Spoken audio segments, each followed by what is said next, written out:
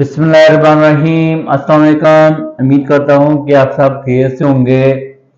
लाल लोबिया या पोठी की दाल या राजमा की दाल ये बहुत ज़्यादा पसंद की जाती है और ज़्यादातर लोग हैं वो लोबिया को सफ़ेद चावलों के साथ इस्तेमाल करते हैं।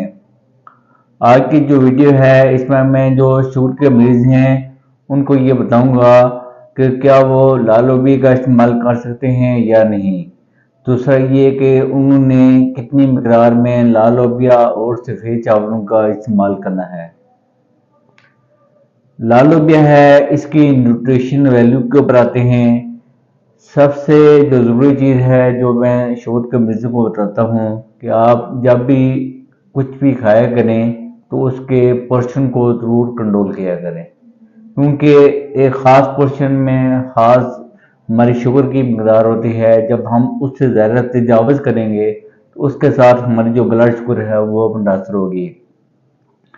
जो लाल लोबिया होता है इसका ग्लाइसेमिक इंडेक्स है वो लो कैटेगरी में आता है, जिसका ये मतलब है कि ये शुगर को कम मुतासर करती है। इसके अलावा जो 100 ग्राम लाल लोबिया है उसकी न्यूट्रिशन वैल्यू है वो मैं आपको बताता हूँ। इसके अंदर तकरीबन 127 किलो कैलोरीज पाई जाती हैं और इसमें जो कार्बोहाइड्रेट्स हैं वो तकरीबन 22.8 ग्राम तक हैं। और ये प्रोटीन का और फाइबर का बहुत अच्छा सोर्स होता है।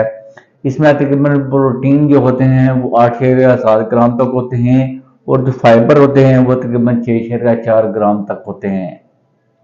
इसके अलावा इसमें जो सरफेस चीज़ है वो पाई जाती है वो इसमें आयरन है, जो कि तकरीबन 2.9 मिलीग्राम तक होता है, जो कि शुगर के मरीजों के लिए और इसके अलावा जो हमला होते हैं और जो बच्चे हैं उनके लिए ये मौजूद होता है। इसके बाद ये है कि जब भी एक शुगर के मरीज ने लाल लोबिया का इस्तेमाल करना है तो इससे क्या फ़वाइद हासिल होंगे। जैसे कि मैंने आपको बताया कि जो लाल लोबिया होता है इसका ग्लाइसेमिक इंडेक्स है वो लो कैटेगरी में आता है, जिसकी वजह से हमारी जो ब्लड शुगर है वो आस्ता आस्ता बढ़ती है। दूसरा ये है कि इसके अंदर जो प्रोटीन पाई जाती है, प्रोटीन एक बहुत अच्छा सोर्स होता है हमारे मसल की बिल्डिंग के लिए। दूसरा ये कि जब हम प्रोटीन इस चीज़ का इस्तेमाल करते हैं इसकी वजह से हमारा मैदा फुल रहता है और हमारी जो ओवर ईटिंग है वो कम होती है, जिसकी वजह से हमारी ब्लड शुगर है वो कंट्रोल में होती है। इसके अलावा इसके अंदर पाए जाने वाला जो मैग्नीशियम है उसके बारे में ये कहा जाता है, जो मैग्नीशियम होता है ये हमारी इंसुलिन की सेंसिटिविटी को बढ़ाता है, जिसकी वजह से हमारा जो टाइप 2 का शुगर है उसकी ब्लड शुगर है वो कंट्रोल होती है।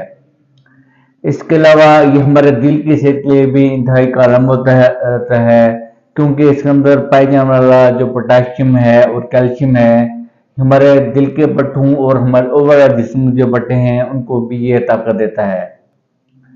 एक और अच्छी चीज जैसे कि मैंने आपको बताया कि इसके अंदर पाए जाने वाला जो फाइबर है, फाइबर की वजह से हमारे मैदे और आंतों की सेहत है वो बेहतर होती है और अक्सर जो शुगर के मरीज हैं उनको कब्ज जैसे मसाइल का सामना करना पड़ता है। इसके अलावा कब्ज के साथ साथ ये हमारे वजन को कम करने में भी अहम किरदार अदा करता है। तो जब टाइप 2 के शुगर के मरीज इसको इस्तेमाल करेंगे तो फाइबर के साथ भी जो मैदा है वो ज़्यादा देर तक फुल रहता है और हमें कम से कम भूख लगती है। इसके बाद एक और चीज जो सरफेस में पाई जाती है वो इसके अंदर पाई जाने वाला आयरन है।